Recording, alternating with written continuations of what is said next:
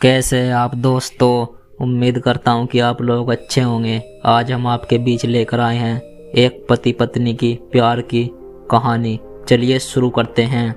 एक आदमी ने एक बहुत ही खूबसूरत लड़की से शादी की। शादी के बाद दोनों की ज़िंदगी बहुत प्यार से गुजर रही थी।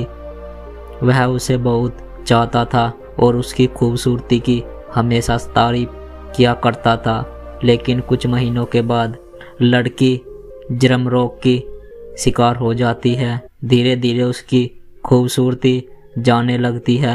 खुद को इस तरह देख उसके मन में डर समाने लगता है।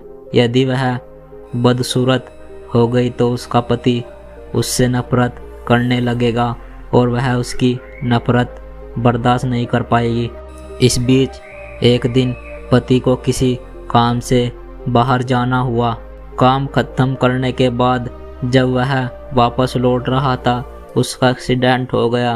एक्सीडेंट में अपनी दोनों आंखें खो दी, लेकिन उसके बावजूद भी उन दोनों की ज़िंदगी सामान्य तरीके से आगे बढ़ती रही।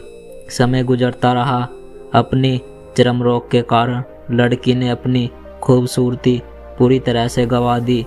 वह बदसूरत हो गई, लेकिन आंधे पति को इस बारे में कुछ भी पता नहीं था।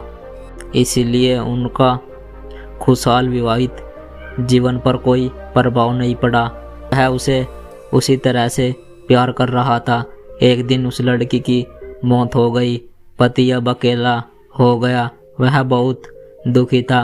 वह उस शहर को छोड़कर जाना चाहता था।